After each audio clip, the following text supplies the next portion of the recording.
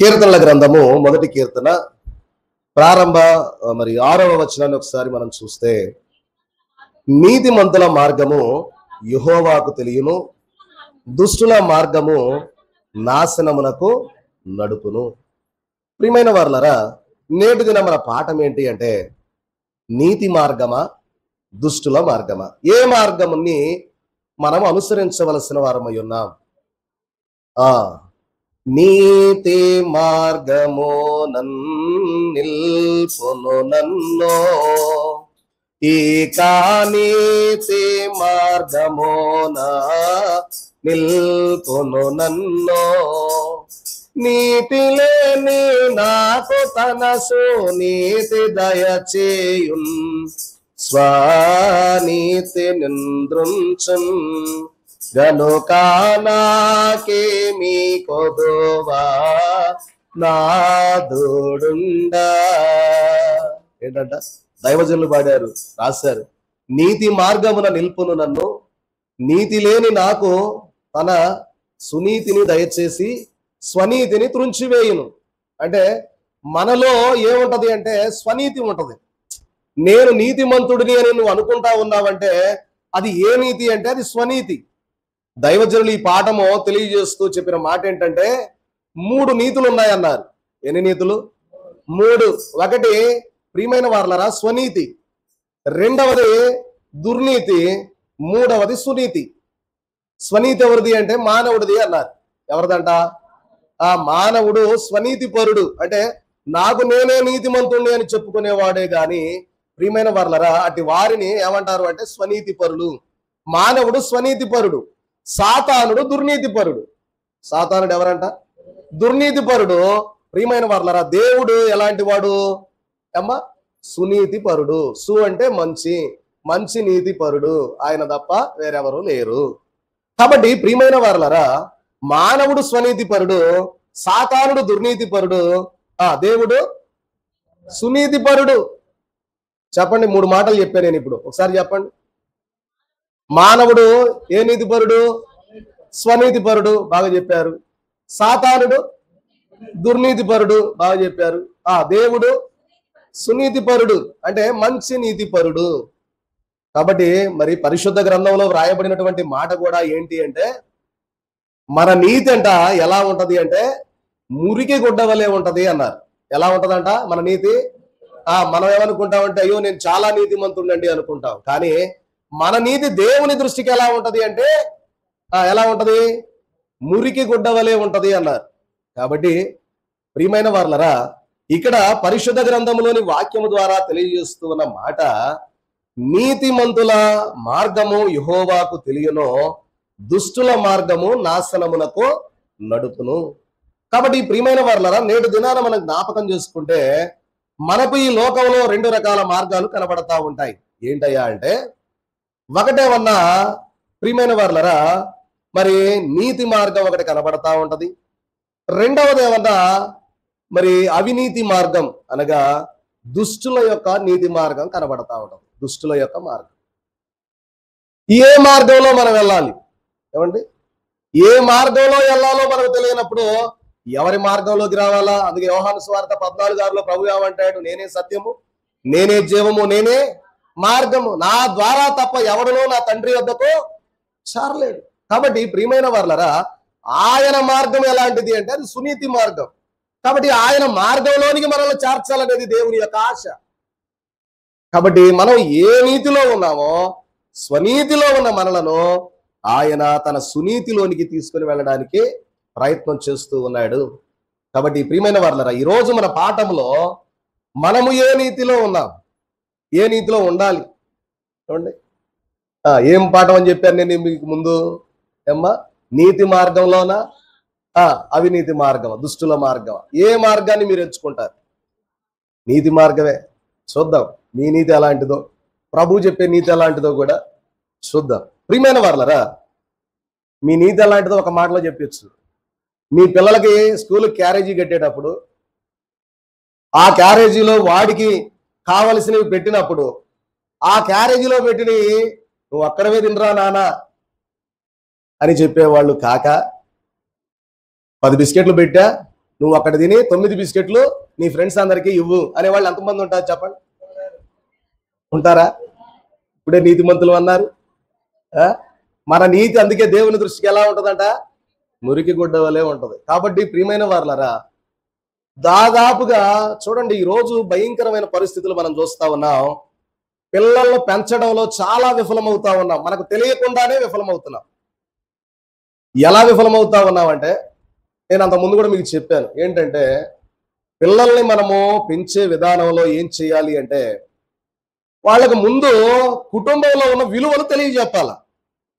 కుటుంబంలో ఉన్న విలువలు తెలియజెప్పకపోతే నాయనమ్మని ప్రేమించాలా, తాతయ్యను ప్రేమించాలా, అమ్మమ్మని ప్రేమించాలా, తాతయ్యను ప్రేమించాలా, వచ్చిన వాళ్ళను గౌరవించాలా, ఇవన్నీ తల్లి నేర్పించాల్సినటువంటి మెయిన్గా ప్రియమైన వారలారా, మరి స్త్రీలారా, ముఖ్యంగా ఇది స్త్రీల బాధ్యత చాలా మట్టుకు.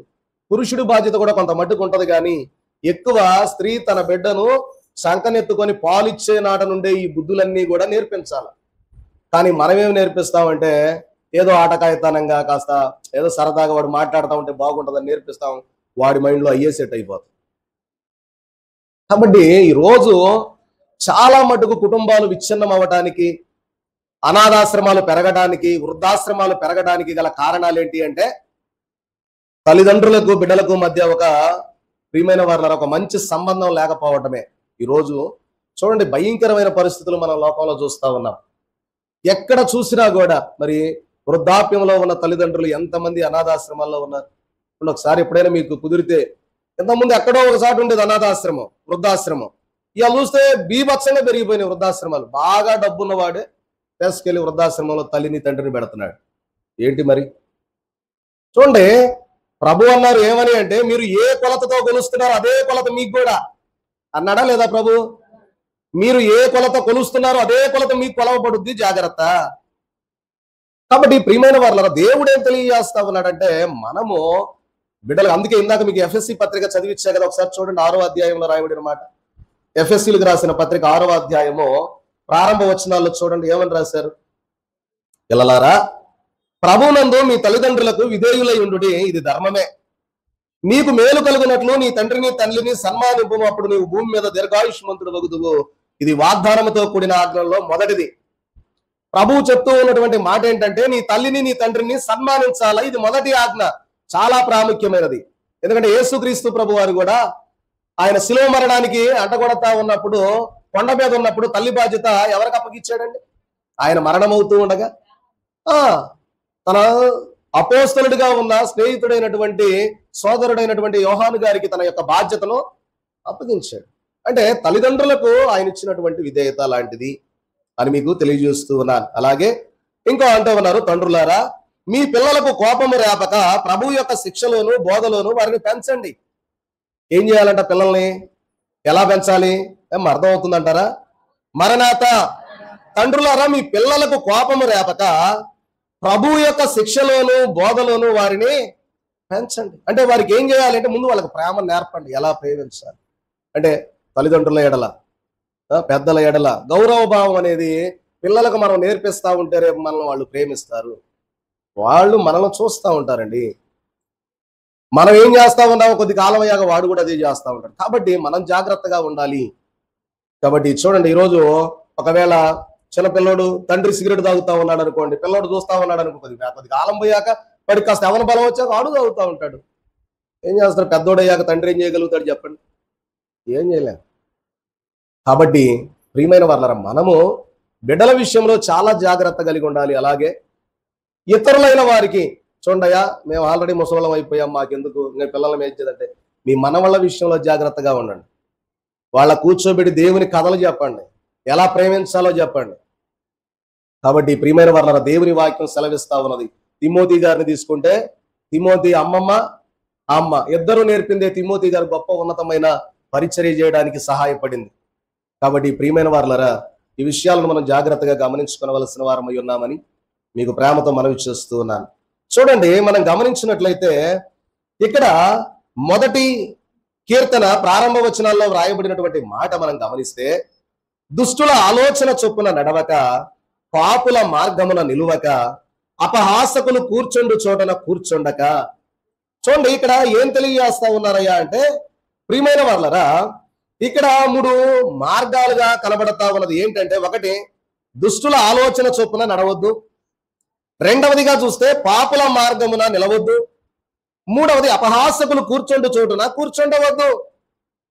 ఓ ప్రియ క్రైస్తవ విశ్వాసి, నీకు తెలియజేస్తూ ఉన్నటువంటి మాట ఏంటి అంటే, ఒకటి దుష్టుల ఆలోచనలో నీ ఆలోచనలో పెట్టుకో మాకు, పాపులు నడిచేటటువంటి మార్గంలో నువ్వు అసలు అక్కడ నిలబడ మాకు, అపహాసకులు కూర్చుండే చోటులో నువ్వు కూర్చోమాకు.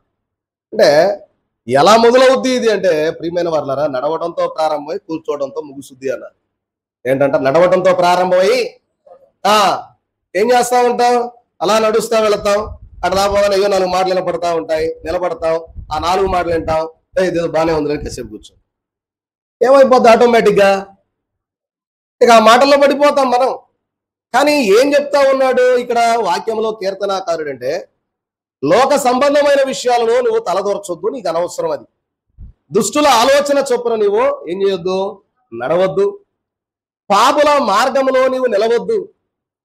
చూడండి, ఒక బిందె పాలు తీసుకొని అందులో ఒక చొక్క నీళ్ళు వేసామనుకోండి, ఆ నీళ్ళ చొక్క కూడా ఏమైపోద్ది, చొక్కేందండి బాబు, లీటర్ కలిపినా ఎట్ట కనపడతాయి. కాబట్టి మనం జాగ్రత్తగా చూడవలసినటువంటి అంశం ఏంటంటే, మన మట్టుకు మనము ఏమవ్వాలి అంటే జాగ్రత్త కలిగి జీవించవలసిన వారమై ఉన్నాం. కాబట్టి ప్రియమైన వర్లరా, ఇక్కడ ఏం తెలియజేస్తా ఉన్నాడయ్యా అంటే, పాపానికి దూరముగా ఉండడమే ఆశీర్వాదానికి కారణం. అర్థమవుతుందంటారా? మరణాత ఎవరు అనాలోచనగా లేరు కదా, మంచిది. ప్రియమైన వర్లరా, ఈ యొక్క కీర్తనలో ఉన్నటువంటి అంశాలను మనం జ్ఞాపకం చేసుకుంటే ఏంటి అంటే, మనము ఈ యొక్క పాప విధానానికి, మాటలకి అవి విని వాటి దగ్గర ఆగిపోయి, లోకంలో ఉన్నటువంటి ముచ్చట్ల దగ్గర ఆగిపోయి అక్కడే ఉంటే, అలానే చూడండి, యూట్యూబ్ స్టార్ట్ చేసి ఆ రీల్స్ పెట్టుకొని ఇలా అంటా ఉన్నాం అనుకోండి, 3 గంటలు ఈజీగా గడిచిపోద్ది. అసలు ఎట్టయిపోయిందో కూడా తెలియదు. మీకెట్ట తెలుసు అయ్య గారు, నేను కూడా చేసా. అదంటే అరే వాక్యం చదువుకుందాం అని పెట్టుకొని, సరే వస్తా చూద్దాం, ఎవరైనా వాక్యాలు వస్తాయా ఏంటి సంగతి అని చూస్తూ ఉంటే టైం అయిపోయింది. అరే ఏంటి టైం అంతా తినేసిందే అని. అందుకే ఎక్కువ ఏం చేస్తానంటే, ఒక యూట్యూబ్ కాకుండా ఏదైనా పీపీటీలు తయారు చేసేటప్పుడు మాత్రమే ఎక్కువసేపు ఫోన్ వాడుతూ ఉంటా. ఒకసారి యూట్యూబ్లోకి ఎంటర్ అయ్యావా ఇక అంతే సంగతి, మన టైం అది తినేస్తుంది. ఈ రోజు సెల్ ఫోన్ లేని వాళ్ళు ఎవరూ లేరు. అందరి దగ్గర ఉన్నాయా లేదా? అందరికీ నెట్ ఫ్రీ ఉంది. కొట్టామంటే ఇక అది పోతానే ఉంటుంది. రోజుకి 8 గంటల టైం, మన టైం అదే తినేస్తుందండి. కాబట్టి ప్రియమైన వాళ్ళరా, పాపానికి దూరంగా ఉండడం ఆశీర్వాదానికి మూలం అని తెలియజేస్తూ ఉన్నారు. చూడండి ప్రియమైన వాళ్ళరా, ఈ యొక్క స్థితిగతులను బట్టి మనం చూస్తే, మీకు నేను తెలియజేద్దాం అనుకున్న ఒక మాట ఏంటంటే, మీ అందరికీ కూడా బొచ్చు పురుగు తెలుసు అమ్మ, గొంగళి పురుగు అంటారు దాన్ని, తెలుసు కదా. ఎంతమంది బొచ్చు పురుగుని అబ్బా బాగుంది అని చెప్పి తీసుకొని చక్కగా దాన్ని ఇంట్లో పెట్టుకుంటారు చెప్పండి. మీరు మాత్రం ఇప్పుడు నీతిమంతులు అనిపించారండి. ఒప్పుకున్నారు. అందరూ కూడా బొచ్చు పురుగుని ఏం చేస్తారు, తీసి పడేస్తారు, చంపేస్తారు, లేకపోతే పడేస్తారు. అవునా? అదే గూడు పెట్టుకొని తర్వాత ఏమవుద్ది, సీతాకోక చిలక అవుద్ది. సీతాకోక చిలక అంటే అందరికి ఇష్టమే కదా. ఇప్పుడు మీరు సీతాకోక చిలకలా ఉండాలనుకుంటున్నారా, బొచ్చు పురుగులాగా ఉండాలనుకుంటున్నారు, అదే గొంగళి పురుగులాగా ఉండాలనుకుంటున్నారు అమ్మా కదా. నేనేమంటానంటే, బొచ్చు పురుగులాగా ఉండటానికే ఇష్టపడటం మంచిది అనుకుంటా నేను. క్రైస్తవ జీవితం నాకు తెలిసి గొంగళి పురుగులాగా ఉండటమే మంచిది. చూడండి, గొంగళి పురుగులాగా ఉంటే మీరు ఎవ్వరికీ ఇష్టం ఉండదు. చూడండి, దైవజనులు అన్న మాట కూడా ఏంటంటే, నీవు లోకాన్ని ప్రేమిస్తా ఉన్నావా, దేవునికి దూరం అవుతావు. నువ్వు దేవుని ప్రేమిస్తా ఉన్నావా, లోకానికి దూరం అవుతావు. ఇప్పుడు ఒక క్రైస్తవ విశ్వాసిగా ఉండి నువ్వు ఒక గొంగళి పురుగులాగుంటే నీ పరిస్థితి ఎలా ఉంటుందంటే, ప్రియమైన వర్లరా, దేవునికి దగ్గరగా ఉంటావు, లోకానికి ఎలా ఉంటావు. మనందరం కూడా గొంగళి పురుగును చూసి ఇప్పుడు అనుకున్న మాట ఏమనుకుంటావు, చీ అబ్బో ఇదేమో అసలు నా ఒళ్ళు దగ్గర పొడుస్తుందండి అంటారా లేదా? మరణాత. కాబట్టి ఎవ్వరు కూడా దాన్ని ఇష్టపడరు. అలాగే నీవు లోకము చేత ద్వేషింపబడతా ఉన్నావు అంటే దేవునికి దగ్గర అవుతా ఉన్నావు, అది గుర్తుపెట్టుకో. లోకము చేత బాగా ప్రేమించబడతా ఉన్నావా, దేవునికి ఎక్కడో కనపడతావు, అదే ఎక్కడో ఉందండి కనపడతావు. ఇప్పుడు ఏది కావాలా? దొంగల పురుగా? సీతాకోక చిలక గురించి చెప్పలేదు కదా. సీతాకోక చిలక పరిస్థితి ఏంటంటే, ప్రియమైన వర్లారా, గొంగళ పురుగు ఏం చేస్తుందంటే, అయ్యో నన్ను అంతా అసహించుకుంటున్నారు ప్రభు అని చెప్పి, నేను ఎటు పోలేనయ్యా అని చెప్పి ఒక సాట గూడు పెట్టుకుని ఆ గూట్లో కూర్చుంది. ఏం చేస్తుంది అది అంటే, కనిపెట్టుకుంటుంది, సన్నిధి చేసుకుంటుంది అనుకోండి. ప్రియమైన వర్లారా, దాని యొక్క స్థితి ఏమైపోయింది అంటే, ఆ యొక్క ఒక స్థలంలో కూర్చొని ఉండడం ద్వారా సీతాకోక చిలకగా దేవుడు దాన్ని చేసి బయటికి పంపించాడు. ఇప్పుడు బయటికి వెళ్ళిన సీతాకోక చిలక ఒక చాట స్థిరంగా ఉంటదా? ఉండదు. ఎందుకని? అది దాని ఇష్టం వచ్చిన ప్రాంతానికి వెళతా ఉంటది, తిరుగుతూ ఉంటది, ఎక్కడెక్కడో వాళ్తా ఉంటది. ఇక దానికి నిలకడనేది. కానీ క్రైస్తవ జీవితం అలాంటిది కాదు. నీకు స్థిరత్వం ఉండాలా, నిలకడ ఉండాలా, కూర్చునే స్థితి ఉండాలా, దేవుని దగ్గర నీవు సన్నిధిలో 4 మాటలు వినగలిగే స్థితి ఉండాలి. కానీ ప్రియమైన వర్లరా, సీతాకోక చిలక మొత్తం తిరిగిదాలు ఎటు పోద్దో ఎటు తిరుగుద్దో తెలియదు. కానీ బొచ్చు పురుగు మాత్రం, ఆ గొంగళి పురుగు మాత్రం పోదు, ఎక్కడో ఒకసారి గూడు పెట్టుకొని ఆడ కూర్చొని ప్రశాంతంగా. ఇప్పుడు ఏది కావాలి మీకు? అమ్మ బాబోయ్, మీకు మరణాతమ్మా, ఇంతలోనే మారిపోయారట. అయితే సరే, దేవునికి మహిమ కలుగును గాక. ఆమేన్. కాబట్టి ప్రియమైన వర్లరా, మనము దేవునికి దగ్గర అవ్వాలి అంటే దేనికి దూరంగా ఉండాలా? లోకానికి దూరంగా ఉండాలి. చూడండి, లోకంలో ఉన్న సంగతులు, మాటలు ప్రియమైన వర్లరా మనల్ని ఎక్కడికంటే నరకానికి తీసుకెళ్ళే. ఏముంది? మనం మాట్లాడుకునే మాటలు అన్నీ కూడా వాళ్ళ మీద వీళ్ళకి చెప్పుకోవటం, వీళ్ళ మీద ఇవే ఉంటాయే ఉండవు ఆ లోకంలో. నాకు తెలిసి 100కి 90% ఇయే. వాళ్ళ మీద వీళ్ళు, వీళ్ళ మీద వాళ్ళు, ఇవన్నీ ఉండకూడదు. మనకి ఒక క్రైస్తవుడిగా, ఒక క్రైస్తవురాలిగా నువ్వు ఉంటున్నావంటే నీవు ఒక ప్రత్యేకత కలిగి ఉండాలి. అది ప్రభువు కోరుకునేటటువంటి స్థితి. అది ఆ స్థితిలో లేకుండా నువ్వు ఎంత భక్తిగా ఉన్నా నువ్వు నామకార్థ క్రైస్తవుడివే, నామకార్థ క్రైస్తవురాలు. అంటే పేరుకే క్రైస్తవుడివి, కానీ నీలో ఉన్నటువంటి ఆత్మ అనేది క్రైస్తవత్వంలో లేనే లేదు. ఆ మాట అర్థమవుతుందా? మరణాత. చూడండి, ఇక్కడ ఏమంటా ఉన్నాడు? దుష్టుల ఆలోచన చొప్పున నడవక, పాపుల మార్గంలో నిలవక, అపహాసకులు కూర్చోండి చోటున కూర్చోండక. ఒకసారి మీరు గమనిస్తే, నేను అటు దినము శ్రమల పండగలో నేను మీతో మాట మాట్లాడాను. యోసేపు గారి విషయంలో, పొతీఫర్ యొక్క భార్య విషయంలో కూడా. ప్రియమైన వర్లారా, యోసేపు గారు ఉంటే ఆ యొక్క ప్రాంతంలో పొతీఫర్ భార్య వచ్చి అతన్ని బలవంతము చేసినా కూడా యోసేపు గారు ఆమెకు ఏమవ్వలేదు అంటే లొంగల, తనతో వెళ్ళలా. కానీ నీతిమంతుడిగా ఉండడాన్ని బట్టి ఆయనకి ఏమొచ్చింది? శ్రమ వచ్చిందా రాలేదా? వచ్చింది. కానీ శ్రమ వచ్చినా కూడా శ్రమలో దేవుడు ఉన్నాడు కనుక యోసేపు గారిని ఏ స్థితిలోకి తీసుకెళ్ళాడు? ప్రధానమంత్రి కేటగిరీలో ఉన్నాడు. కాబట్టి ప్రియమైన వర్లరా, మనము వెళ్ళేటటువంటి స్థలాలు ఎలాంటివి, ఎలా ఉన్నాయి చూడండి. యోసేపు గారు నీతిమంతుడు గనక ఆ విధానంలో ఉన్నారు. అదే ప్లేస్ లో ఇంకో వ్యక్తి ఉంటే పాపంలో పడిపోయేవాడే. చూడండి, 13 సంవత్సరాల వయస్సు నుండి, అంత చిన్న ప్రాయం నుండి 30 ఏళ్ళు వచ్చేలోపు ప్రధానమంత్రి అయ్యాడంటే ఎంత భక్తిపరుడుగా జీవించి ఉండాలి యోసేపు గారు. చూడండి, దావీదు గారిని మనం చూస్తే 2వ సమూయేలు గ్రంథం, సమూయేలు గారి యొక్క 2వ గ్రంథం ప్రియమైన వర్లరా మనం చూస్తే 11వ అధ్యాయంలో చూడండి, బత్షెబా విషయంలో ఆయన ఏం చేశాడు అంటే పాపాన్ని చేశాడు. మొదట చూశాడు ప్రియమైన వర్లరా, తర్వాత ఆలోచించాడు, చివరికి పాపంలో పడిపోయాడు. దైవజనులు అన్న మాట ఏంటి అంటే, పాపానికి జన్మస్థానం ఏది అంటే మొదటది ఊహ అన్నారు. ఏంటంట? ఊహ. కాబట్టి ప్రియమైన వర్లరా, మొదట సాతానుడు మనకి పుట్టించేది ఎక్కడ అంటే ఊహలోనే పుట్టించేస్తాడు. ఏమ్మా?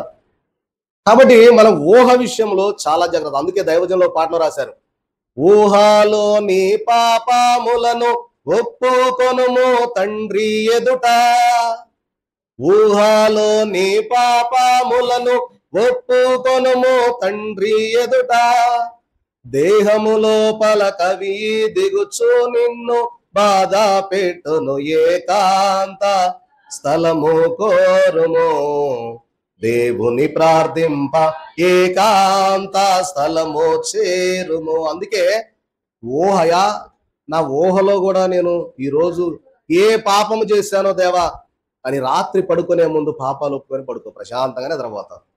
దేవునికి మహిమ కలుగును గాక. ఆమేన్. కాబట్టి పాపమును దూరముగా ఉంచిన వాడు ధన్యుడు, పాపముతో కూర్చునేవాడు నశించును అని మొదటి వచనం యొక్క భావం మనకు కనబడతా ఉంది. రెండవ వచనంలో చూస్తే యెహోవా ధర్మశాస్త్రమునందు ఆనందించుచు దివారాత్రము దానిని ధ్యానించువాడు ధన్యుడు. చదవండి ఒకసారి రెండవ వచనం. కీర్తనల గ్రంథం మొదటి కీర్తన రెండవ వచనం. యెహోవా ధర్మశాస్త్రమునందు ఆనందించుచు దివారాత్రము దానిని ధ్యానించువాడు ధన్యుడు. చూడండి ప్రియమైన వారులారా, మనం గమనిస్తే అంటే యెహోవా ధర్మశాస్త్రము అంటే పరిశుద్ధ గ్రంథం. యూదులకు పరిశుద్ధ గ్రంథముగా ఉన్నటువంటి ధర్మశాస్త్రము గురించి చెప్తా ఉన్నారు. ఇప్పుడు మనకైతే బైబిల్ గ్రంథం. పరిశుద్ధ గ్రంథమును ఎవరైతే దివారాత్రము ధ్యానం చేస్తారో, చూడండి ఎంతమంది మనలో బైబిల్ చదువుతా ఉన్నాం చెప్పండి. రోజు కొద్దిగా సమయం అయినా ఒక అధ్యాయం అయినా ఏమ్మా చదువుతా ఉన్నా. ఒక ఆదివారం 2 గంటలు, మంచిది, దేవునికి మహిమ కలుగును గాక. ఆమేన్. ప్రియమైన వారలారా, ప్రతి దినము కూడా దేవుని యొక్క వాక్యాన్ని మనం ఏం చేస్తామంటే, ఏం చేయాలి అంటే చదవాలి. చదవటమే కాదు, ఇక్కడ భక్తుడు అంటా ఉన్నాడు ధ్యానం చేయండి అంటున్నారు. అమ్మా ఏం చేయాలంట? మరణాత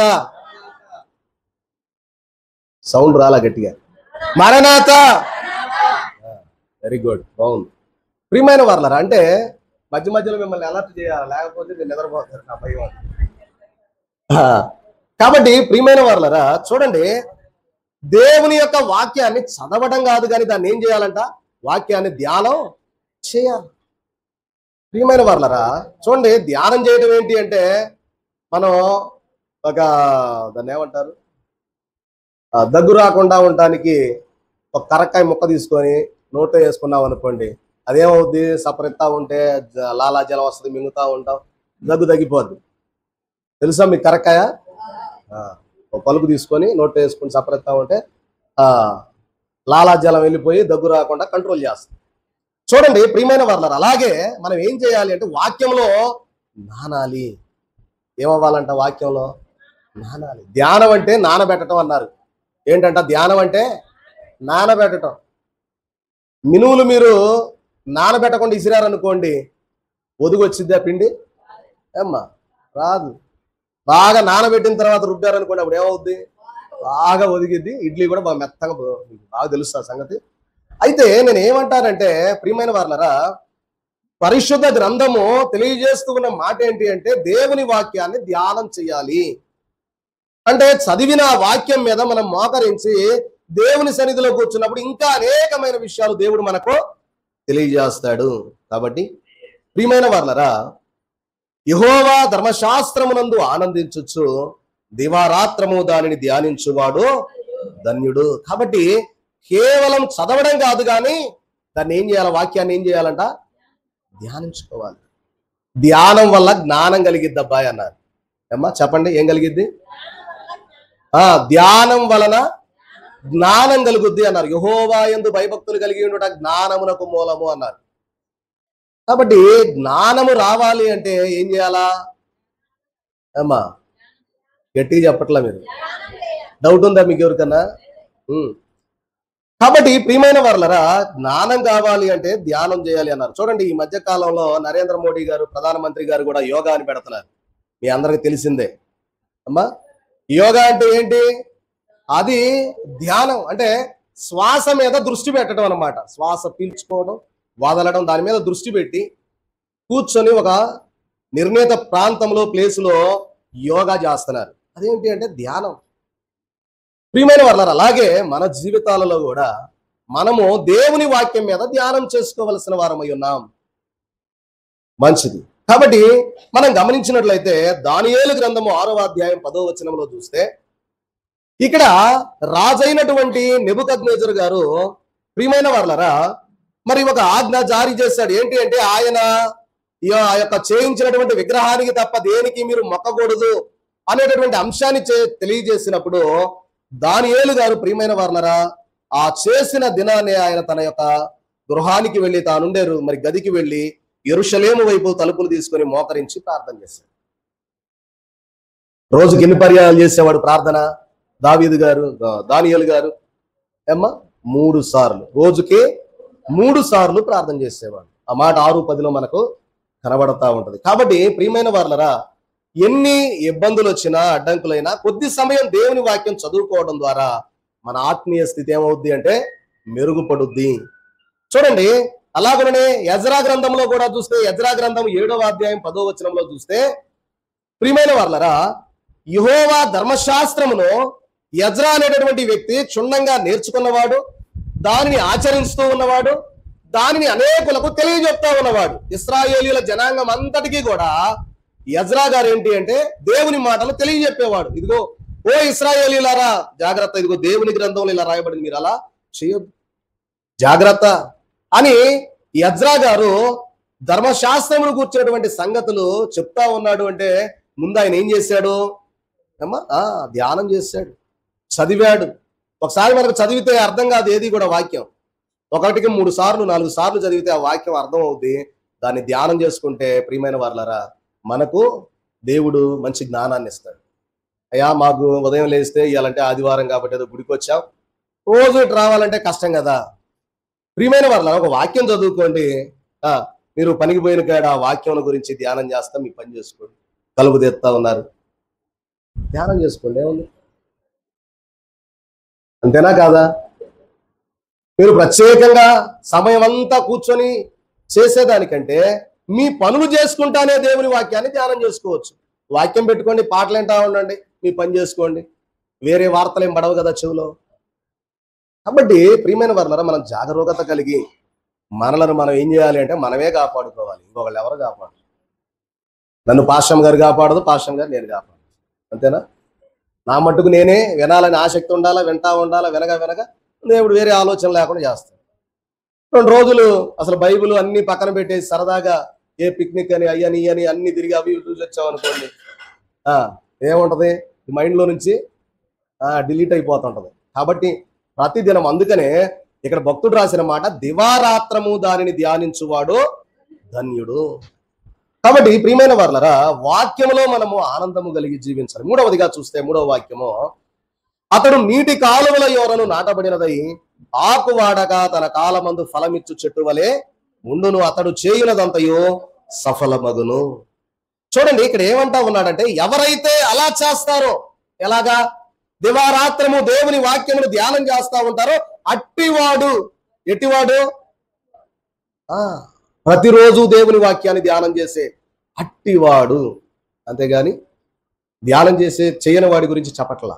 ఏమంటా ఉన్నారంటే అతడు అట్టివాడు నీటి కాలువల యోరను నాటబడినదై ఆకువాడక తన కాలమందు ఫలమిచ్చు చెట్టు వలె ఉండును. చూడండి ప్రియమైన వారలారా మీరు గమనిస్తే ఇదే మాట ఇర్మియా గ్రంథంలో ఇర్మియా భక్తుడు కూడా రాస్తాడు. ఒకసారి చూడండి, ఇర్మియా గ్రంథం 17వ అధ్యాయము 7, 8 వచనాలు చూస్తే, ఇర్మియా గ్రంథం 17వ అధ్యాయం చూడండి అమ్మా, 7, 8. యెహోవాను నమ్ముకొని వాడు ధన్యుడు, యెహోవా వానికి ఆశ్రయముగా ఉండును, వాడు జలముల యొద్ద నాటబడిన చెట్టు వలెనుండును, అది కాలువల ఓరను దాని వేళ్లు తన్నును, వెట్ట కలిగినను దానికి భయపడదు, దాని ఆకు పచ్చగా నుండును, వర్షము లేని సంవత్సరమున చింత నొందదు, కాపు మానదు, దేవునికి మహిమ కలుగును గాక. ఆమేన్. ప్రియమైన వారలారా ఇర్మియా గారు ఏం తెలియజేస్తా ఉన్నాడయ్యా అంటే అంటూ ఉన్నాడు, యెహోవాను నమ్ముకొని వాడు ధన్యుడు, యెహోవా వానికి ఆశ్రయముగా ఉండును. ఎలా ఆశ్రయంగా ఉంటాడయ్యా అంటే వాడు జలముల యొద్ద నాటబడిన చెట్టు వలె ఉండును. చూడండి, కాలవమ్మట ఉన్న చెట్టుకి అక్కడ ఎడారిలో ఉండే చెట్టుకి తేడా ఉండిద్దా లేదా? ఈ కాలవమ్మటి ఉన్నటువంటి చెట్టు ఎప్పుడూ కూడా పచ్చగానే ఉంటది. ప్రియమైన వారలారా దాని ఏరు కూడా బాగా లోతుకు వెళ్ళడానికి అవకాశం ఉంటుంది. ఆ యొక్క జలాన్ని పీల్చుకొని ఏమైపోద్ది అంటే లోతుగా ఆ యొక్క లోపలికి వెళ్ళుద్ది. అలాంటి వృక్షము ఒకవేళ లోపల ఏదైనా వెట్ట కలిగినా, ఏదైనా ఇబ్బంది కలిగినా, ఏదైనా అడ్డు వచ్చినా కూడా అది పక్కకుండా లేకపోతే దాన్ని చీల్చుకొనైనా లోపలికి ఎలాగైనా వేరు వెళ్ళిపోద్ది. అయితే ఇర్మియా గారు అంటా ఉన్నారు, అటువంటి వృక్షము వర్షము ఒకవేళ రాకపోయినా కూడా అది ఏమవ్వదు, కాపు మానదు. ఈ సంవత్సరం నీళ్లు లేవులే అనుకొని దాని కాపు మానకుండా ఆగదు. ఎందుకంటే దాని వేరు ఆల్రెడీ ఎక్కడికి వెళ్ళిపోయింది, లోపలికి వెళ్ళిపోయింది. అంటే వాక్యమును ధ్యానం చేయడం ద్వారా ఇక నీకు పరిశుద్ధ గ్రంథం లేకపోయినా కూడా నువ్వు మోకాళ్ళు వేసి ప్రార్థన చేస్తా ఉంటే నీకు ఎమ్మటే ఏం గుర్తొస్తుందయ్యా అంటే దేవుని వాగ్దానం గుర్తొచ్చేస్తా ఉంటుంది. నువ్వు బైబిలే చూడాల్సిన పని ఆ సమయంలో. నీ దగ్గర బైబిల్ లేని సమయంలో బైబిల్ చూడకపోయినా నువ్వు మోకాళ్ళు వేసి ప్రార్థన చేస్తా ఉన్నప్పుడు ఆ వాగ్దానం నీకు వచ్చి ఏమైపోద్ది అంటే ప్రియమైన వాళ్ళరా, ధ్యానంలో దేవుడు ఆ వాక్యాన్ని అందిస్తాడు. ఆ వాక్యాన్ని ధ్యానం చేయడానికి అవకాశం. ఆ వృక్షము ఆ సంవత్సరం నీరు లేదు కదా అని ఫలము లేకుండా ఉండదు. నీరు లేకపోయినా ఫలం ఉంటది. అర్థమవుతుందన్నమాట. మరణాత ప్రియమైన వాళ్ళరా, చూడండి, ఇలాగో మనం జ్ఞాపకం చేసుకుంటే ఇంకా అంటా ఉన్నాడు, వర్షము లేని సంవత్సరమున అది చింత నొందదు, కాపు అయ్యో వర్షం నీరు లేకుండా పోయిందే. నీరనగా పరిశుద్ధాత్మ ఇక్కడ మనకి తెలియజేస్తూ ఉన్నటువంటి మాట, నీరనగా వాక్యము.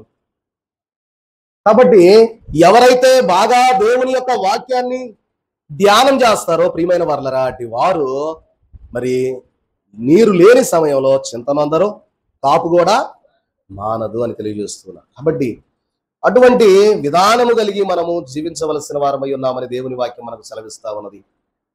కాబట్టి ప్రియమైన వర్లరా, చూడండి, ఒకసారి మీ అందరు లేచి నిలబడండి.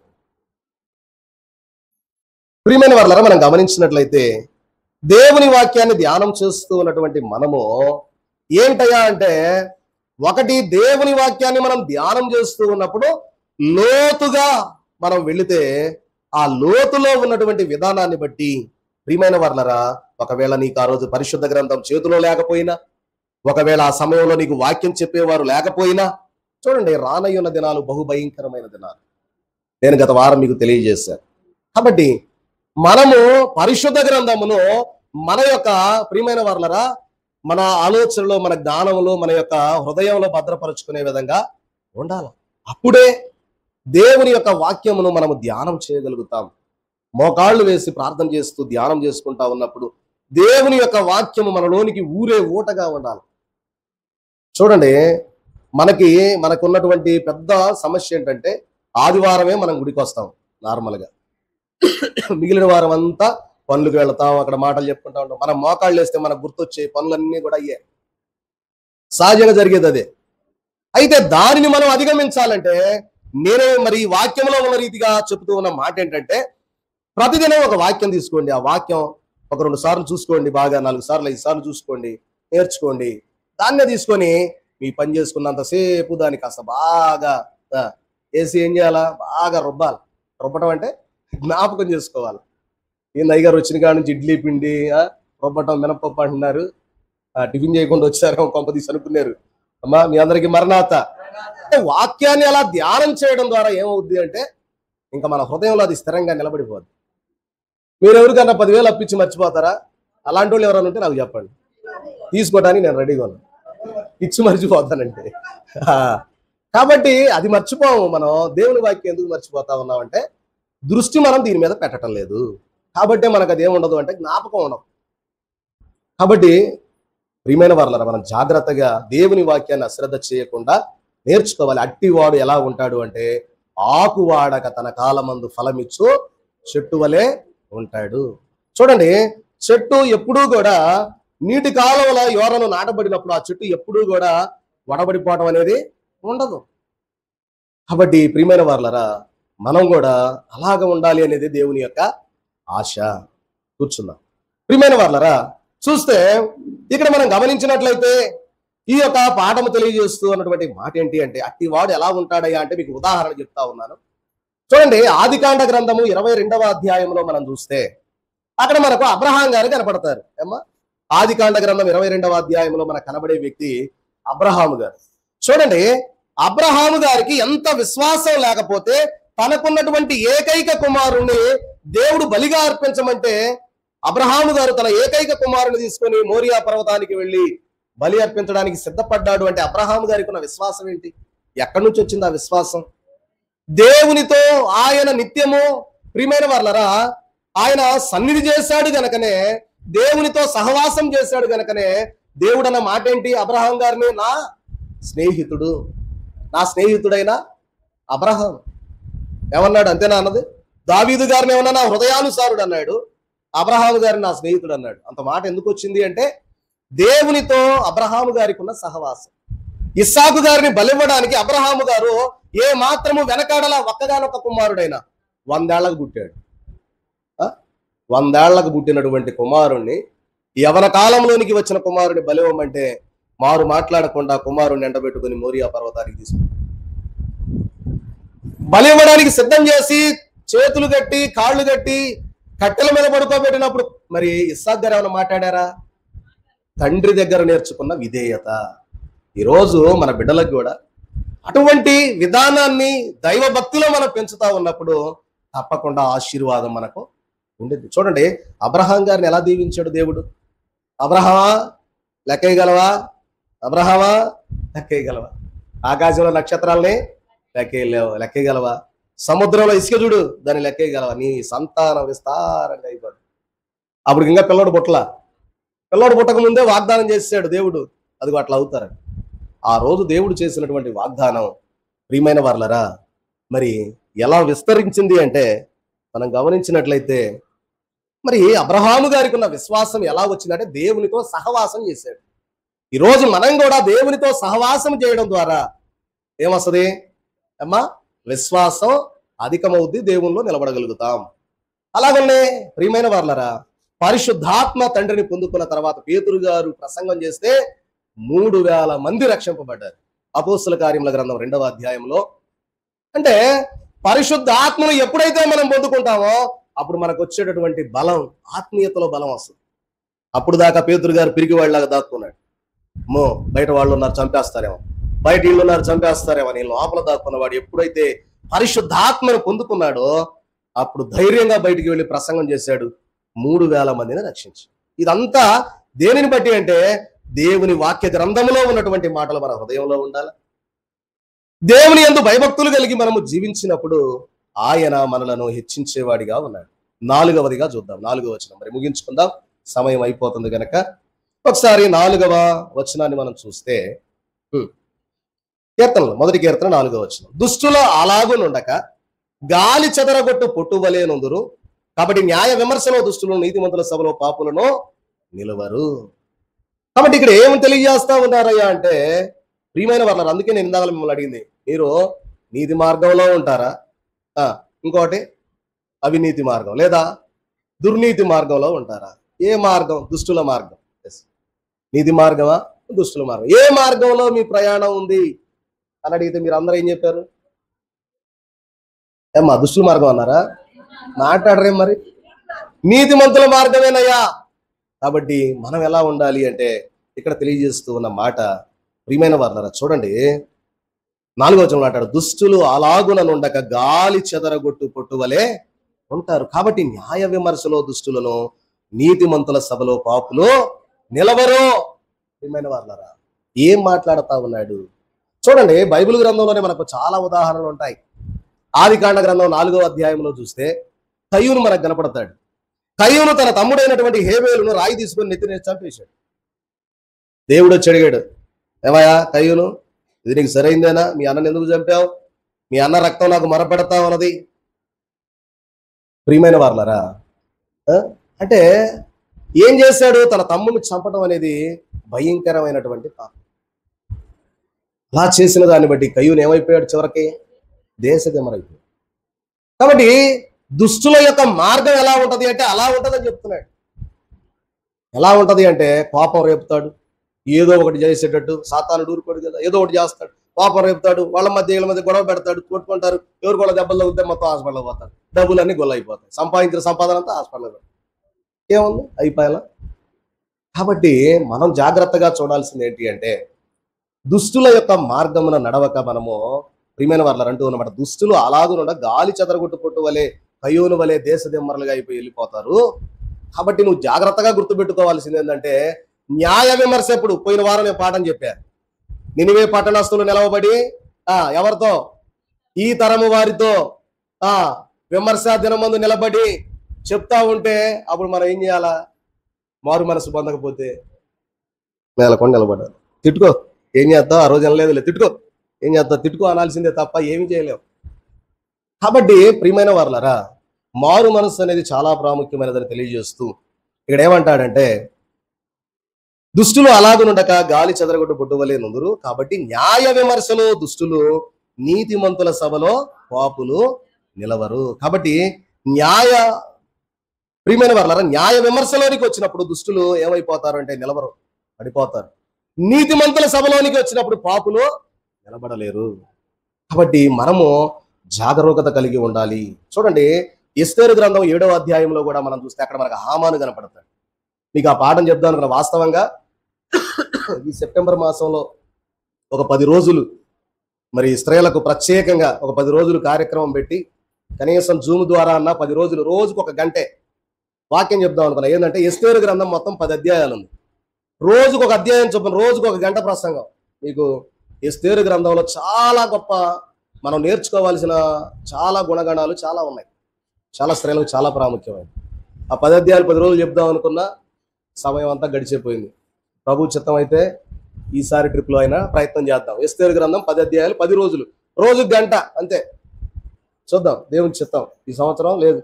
చూడండి, ఎస్తేరు గ్రంథం 7వ అధ్యాయంలో మనం చూస్తే అక్కడ ఏముంటదంటే, హామాను అనేటటువంటి వ్యక్తి, ప్రియమైన వారలరా, మృద్దుకైని అలాగే మృద్దుకై యొక్క యోధా జనాంగం అంతటిని కూడా నాశనం చేయాలని ఒక కుట్ర పొందుతాడు. ఎందుకంటే నమస్కారం పెట్టలేదని. నమస్కారం పెట్టడం అంత అంత భయంకరమా? రాజు తర్వాత రాజు అంతటి వాడిని నేను, నాకు నమస్కారం పెట్టడా ఈ మృద్దుకై అని వేరే వాడు చెబితే మాటలిని, వాళ్ళ మాటలిని ఆ మృద్దుకైని ఎలాగైనా సరే ఈ మృద్దుకైకి శిక్ష వేయాలని ఇంటికి పోయి వాళ్ళ ఆవిడతో మాట్లాడుకొని ఏ డేటు చంపాలా అన్ని చీట్లు వేసుకొని, ఏ నెలలో చంపాలా ఒక చీటి తీసి, ఏ తారీఖు చంపాలా ఒక చీటి తీసి డేటు చదువుకొని, ఈ డేట్ ఎట్టయినా మృద్దుకై చచ్చిపోవాలని చెప్పి, ఒక మృద్దుకై చచ్చిపోతేనే లాభం లేదు, అసలు యోధా జనాంగం 127 సంస్థానాలు. అప్పటికి ఎన్ని సంస్థానాలు ఉన్నాయంట?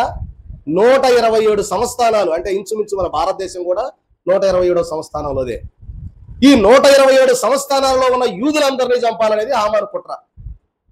యూదులందరూ, ఒక మృద్దుకై కాదు, వీళ్ళ జనాంగం ఏంటంటే ఎవరికి మొక్కరు, ఎవరికి నమస్కారం పెట్టరు, ఒక దేవుడికే పెడతానంటారు. కాబట్టి అసలు ఎట్టాంటి అసలు మన మధ్య ఉండకూడదు. కాబట్టి మొత్తాన్ని లేపేద్దామని ఒక పెద్ద కుట్రాబన్ని చేస్తే, ప్రియమైన వాళ్ళరా, ఎస్తేరు అమ్మగారు చేసిన సన్నిధి, మృద్దుకై చేసిన సన్నిధికి తాకీదులే తారుమారైపోయాయి.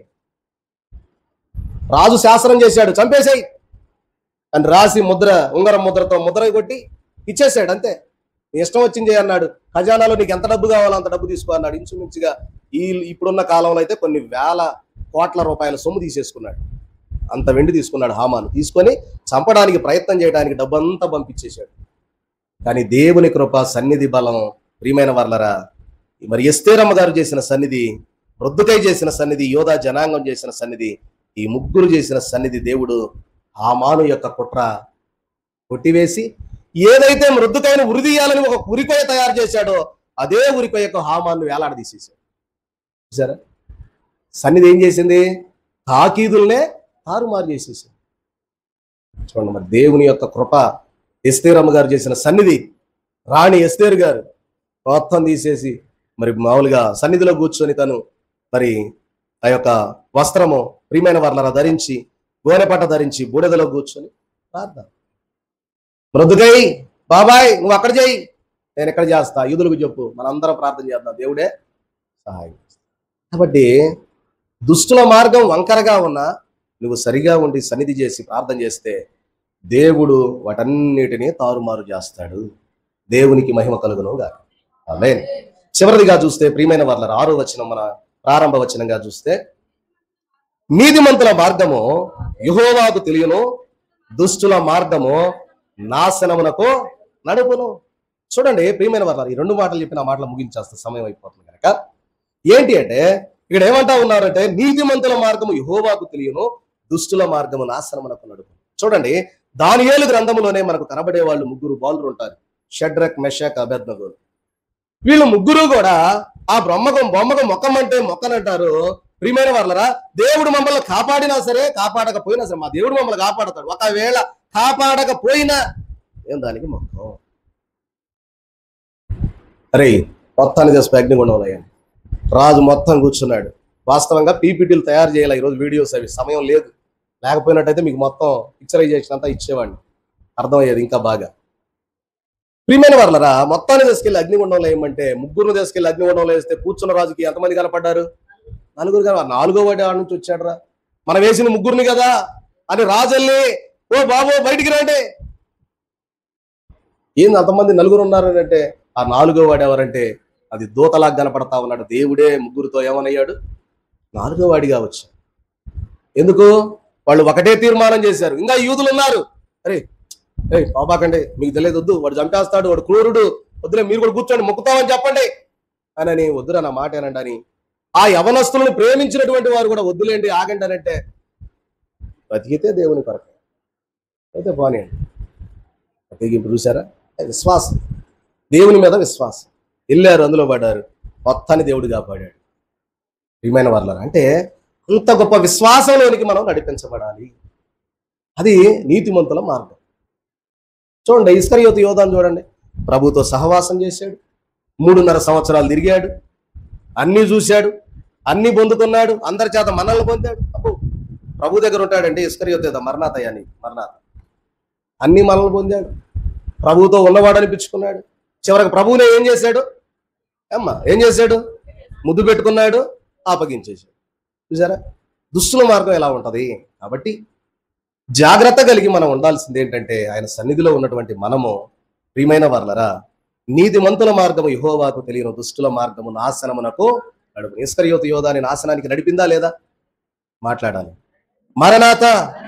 కాబట్టి ప్రియమైన వారలరా, మనం జ్ఞాపకం చేసుకుంటే దేవుడు నీతిమంతులను కాపాడతాడు, దుర్మార్గులను, ప్రియమైన వారలరా, మారకపోతే ఏం చేస్తారు?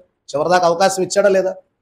ఆయన కుయుక్తి ఎప్పటి నుంచో ఉంది, ఎప్పటి నుంచో యేసు ప్రభువును పట్టించాలని చూస్తున్నాడు ఇస్కరియోతు యోధా. కానీ ప్రియమైన వారలారా, సమయం దొరకలా. 3.5 సంవత్సరాలు వెయిట్ చేసి చివరికి ఇంకా లాభం, ఇంకా సమయం లేదనుకున్నాడు, పట్టించేసి. పట్టించడం ఆయన వల్ల కాదు, కానీ ప్రభువే పట్టబడ్డాడు. సమయం అయిపోతుంది గనక, ఇక లేదు గనక ఆయనే పట్టుబడ్డాడు, లేకపోతే ఆయన పట్టించడం ఎవడి వల్ల కాదు.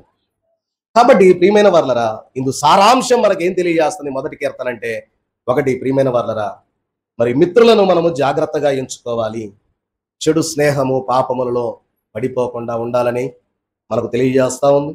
అలాగే ప్రతిరోజు కూడా మనము దేవుని యొక్క వాక్యమును చదివి ఆనందిస్తూ దానిని రాత్రింబగళ్ళు ధ్యానం చేయాలి. అంటే ఏమైనా రోజు బైబిల్ పట్టుకొని ఇక తెల్లారుదులు మీరు బైబిల్ పట్టుకొని చదువుకుంటా వాడు కానీ పరీక్షలు దగ్గర పడ్డప్పుడు కానీ బట్టి పడతా ఉంటారు. మూడో ప్రపంచం అట్ట కాకపోయినా ఒక వాక్యాన్ని మనం ధ్యానం చేసుకొని దాన్ని మనసులో పెట్టుకొని జాగ్రత్తగా మనం ప్రతి పని చేసుకుంటా ఉన్నా కూడా, ప్రియమైన వారలారా, మనం ధ్యానం చేసుకుంటా ఉంటాం చాలా ప్రాముఖ్యం. కాబట్టి ప్రతిరోజు వాక్యము ధ్యానం చేయాలి. ప్రియమైన వారలారా, ఫలవంతమైనటువంటి జీవితానికి వేరు తన్నే విధంగా మనము జీవించాలా. వేరు తన్నడం అంటే వేరు లోతుగా వెళ్ళిందనుకోండి ఆ చెట్టు, ప్రియమైన వారలారా, చాలా పటిష్టంగా ఉంటుంది. అలాగా వాక్య విషయంలో మనం వేరు తన్నే అంత లోతుకు మనము వెళ్ళవలసిన వారమై ఉన్నాం. చివరిగా తాత్కాలికమైనటువంటి సుఖాలను వదిలి నిత్య జీవమును ఎంచుకునవలసిన వారమై ఉన్నాం. ఈ లోకంలో మనం ఎంతకాలం జీవించినా కొంత మట్టుకే ఏముంటాయి? ఆనందాలు, సంతోషాలు. దేవునికి అనుకూలంగా లేని జీవితం మనం జీవించాం అనుకోండి. అందుకే పిల్లలు చదువుకునేటప్పుడు, అరే కష్టపడి చదువురా, ఇప్పుడు కష్టపడి చదివితే రేపు చెప్పాలి మీరు, రేపు సుఖపడతావు. ఈ రోజు కష్టపడలేదనుకో రేపు ఏం చేయాలా? అదే మనకు కూడా ఈ రోజు భూమి మీద మనం కూడా ఆయన సన్నిధిలో ప్రార్థన చేసుకోవడం, వాక్యం చదువుకోవడం, ఇవన్నీ కష్టం అనుకున్నాం అనుకోండి, రేపు పోయి ఎడేసులో కూర్చోవాలి, ఆడ నరకంలో కూర్చొని కష్టపడాలి. ఈ రోజు కష్టపడ్డామనుకోండి, రేపు రోజు పరలోకంలో హాయిగా చల్లగా ప్రశాంతంగా ప్రభుతో ఆయనతో మనం సహవాసం చేసే స్థితిలోనికి దేవుడు తీసుకెళ్తాడు. కాబట్టి ప్రియమైన వారలారా, మన జీవితాలలో మనం జ్ఞాపకం చేసుకుంటే మరి నీతిమంతుల మార్గము ద్వారా ఆశీర్వాదాలు, ఫలాలు మన జీవితంలో కలుగుతాయి. అది నిత్య జీవమని. ప్రియమైన వారలారా, దుష్టుల యొక్క మార్గము ద్వారా నశించిపోవుట, శాశ్వతమైనటువంటి శిక్షలోనికి మనం వెళతామని ఈరోజు పాఠము ద్వారా మనము తెలుసుకున్న వారమై ఉంటున్నాం. కాబట్టి మనము దుష్టుల మార్గము కాక నీతిమంతుల మార్గమున ప్రవేశించుటకు దేవుని యొక్క కృప కొరకు మనం కనిపెట్టుకొని, మరి ప్రియమైన వారలారా, మనము యోసేపు గారి వలె, దానియేలు గారి వలె, అబ్రహాము వంటి వారి వలె వారు నడిచినటువంటి ధర్మ మార్గములలో మనం ప్రయాణం చేసి, కయ్యూను వలె, హామాను వలె, ఇస్కరియోతు యోధా వలె కాక వారు నడిచినటువంటి తప్పు త్రావలలో మనం నడవక ఉండి ఆయన మహిమ రాకడకు ఆయత్తపడగలిగే కృప చేరి వచ్చిన మన ఎల్లరకు నేటి దిన వాక్కుల ద్వారా ప్రభువు బలపరచును గాక. ఆమేన్.